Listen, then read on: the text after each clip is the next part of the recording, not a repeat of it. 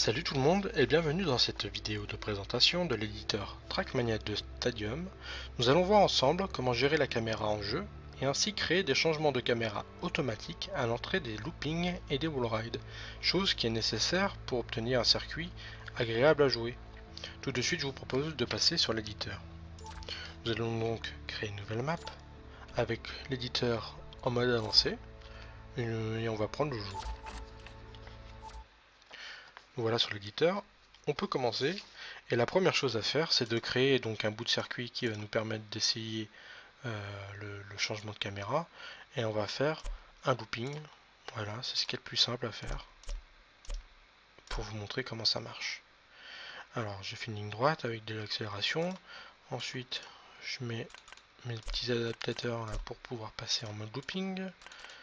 Hop, là le début et la fin du looping, ensuite le haut du looping, et enfin une petite ligne droite histoire de voir un peu ce qui se passe après. Voilà. Donc j'ai testé que mon looping est fonctionnel, qu'il y a cette vitesse. Voilà, je passe en caméra intérieure. Voilà, c'est bon, il y a cette vitesse. Voilà. Donc voilà. Maintenant je peux passer à la présentation de l'outil. Alors pour faire les caméras internes en automatique, on va utiliser l'outil Media Tracker qui se trouve en bas à droite, qui a une icône qui ressemble à une bande de film de cinéma. On clique dessus. On clique ensuite sur le bouton éditer qui est en face de pendant le jeu. Et là, nous avons déjà par défaut un clip qui est créé. On le voit ici. Et nous sommes aussi par défaut en mode édition. On peut poser ainsi des déclencheurs. Je quitte ce mode d'édition en cliquant sur le petit cube.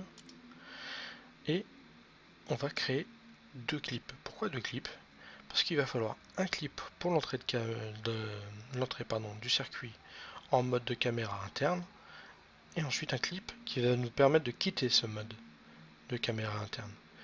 Et pour toute la course, tout le circuit, on aura besoin de juste deux clips, pas plus.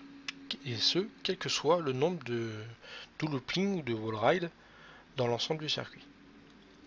Ce premier clip là, on va le renommer. On appuie sur les trois petits points, on va l'appeler entrée. Voilà, je crée un deuxième clip en cliquant sur le petit plus. Je le renomme. Alors, oui, par défaut, à chaque fois qu'on crée un clip, on retourne dans le mode édition. Donc je quitte d'abord le mode édition, et là je peux renommer. Donc je l'appelle sortie, et donc voilà. On va ensuite repasser en mode édition en sélectionnant l'entrée, et on va placer nos cubes d'entrée. Pour déplacer sur l'éditeur, j'utilise les flèches directionnelles, et on va aller ratisser l'entrée du looping, voilà, pour placer nos cubes d'entrée. Je sélectionne ensuite le clip de sortie, et on va faire exactement la même chose à la sortie, et voilà. Ensuite, je quitte le mode édition et je resélectionne entrée. Et là, on va rajouter une action. L'action est gérée par la deuxième colonne ici.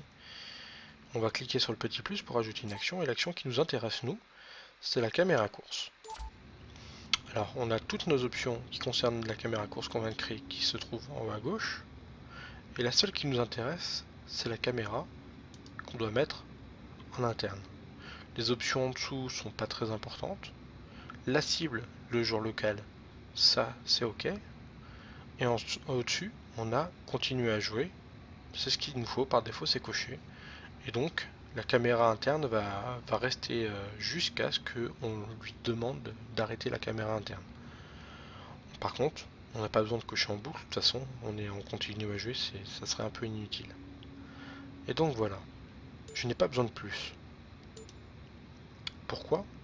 Parce que le simple fait de passer des déclencheurs de sortie, c'est pas parce que je l'ai appelé sortie, c'est le simple fait de passer des déclencheurs, ça annule toutes les actions qui ont été affectées à ma voiture par des déclencheurs précédents.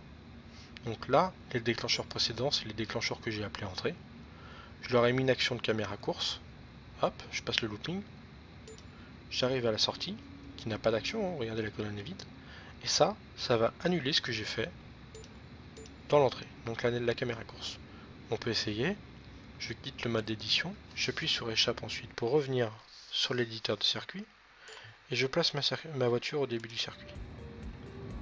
Voilà, je suis en caméra interne, donc je repasse manuellement en caméra externe. Maintenant, je ne touche plus à la caméra et j'avance. Voilà, tout automatique, tout bêtement. On a réussi à faire un changement de caméra qui a duré, pendant tout le looping. Seulement, c'est pas tout. Pourquoi c'est pas tout? Parce que là, on a juste un looping et on s'est mis un peu en dehors de tout type de circuit. On est un peu en dehors du contexte. Dans un vrai circuit, il peut y avoir autre chose. Et parfois, on peut rencontrer certains soucis dus à la caméra automatique. Et on va voir ça ensemble. Pour cela, on va créer un circuit qui est complet, donc avec une ligne de départ, une ligne d'arrivée. On va mettre même un checkpoint, bien qu'il soit pas très utile dans ce circuit. Et on va faire la validation du circuit. Et je vais vous montrer ce qui ne va pas. Donc je commence ma course, je suis en caméra externe. Et j'arrive pour prendre le looping, sauf que je suis un peu nul. Je me suis éjecté. Je me suis loupé, je reviens au dernier checkpoint. Et là, je suis toujours en caméra interne. Bon, ici ça dérange pas trop, mais dans d'autres circuits, par exemple, où il y aurait des tournants, des zigzags, des poteaux, des obstacles, en tout genre, avoir la caméra interne, c'est pas forcément ce qu'il y a de mieux. Surtout pour anticiper les obstacles. Donc on va changer ça. Je fais échappe, je retourne sur l'éditeur. Je reviens sur le Media Tracker. Toujours pendant le jeu, je clique sur éditer. Et du coup, je vais rajouter, là je clique sur mon clip de sortie, et je vais rajouter tout bêtement des déclencheurs de sortie sur mon checkpoint. Et qu'est-ce que ça va faire en fait? Eh bien, je vais d'abord, en commençant ma course, je vais d'abord passer mon déclencheur de sortie qui ne fait aucune action au final. Donc ça va rien faire. Puis je passe mon déclencheur d'entrée. Je vais m'envoyer dans le décor. Et en revenant au checkpoint, je repasse à nouveau le déclencheur de sortie. Et du coup, je quitte la caméra interne. Voilà. Et donc, il y a juste besoin d'en mettre sur le checkpoint qui précède le looping, qui précède surtout le déclencheur de caméra interne. Il n'y a pas besoin de faire plus. Voilà. Normalement, là, vous avez toutes les clés en main. On va juste voir un dernier point, c'est que tout à l'heure, je disais qu'on avait juste besoin de 2 clips. Donc, je vais vous prouver qu'on peut juste faire tout le circuit avec 2 clips. Et pour ça, j'ai supprimé la ligne d'arrivée et rajouté un dernier looping. Alors, hop. Petit adaptateur. Hop. Base de mon looping. Le haut de mon looping. Voilà. Et je mets directement, non, je vais mettre un peu d'espace. Ici. Et une ligne d'arrivée. Voilà. Ensuite, je passe sur le Media Tracker. Vous avez compris comment ça marche. Je vais mettre mes déclencheurs d'entrée à l'entrée de mon second looping. Je le fais de loin. Voilà. Ensuite, mettre les déclencheurs de sortie. Donc, je sélectionne sortie. Je les mets à la sortie de mon looping. Hop là. Je quitte le mode édition. Je quitte le Media Tracker. Et je reteste.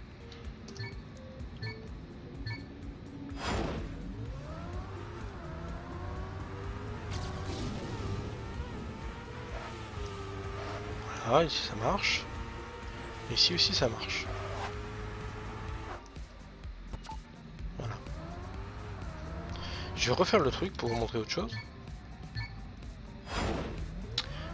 On va juste vérifier que le petit correctif qu'on a fait avec le checkpoint, ça marche aussi pour le deuxième looping. Dans toute logique ça marche, et je vous prouve que c'est le cas. Hop là, je m'envoie dans le décor, et je reviens, c'est bon. Tout est nickel.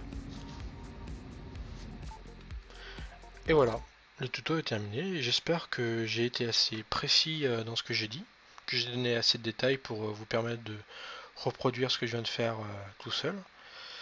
J'ai commencé enfin, j'ai décidé de faire cette vidéo sur le sujet des caméras internes parce que c'est ce qu'on m'avait le plus demandé. Enfin, on m'a posé pas mal de questions à ce sujet-là.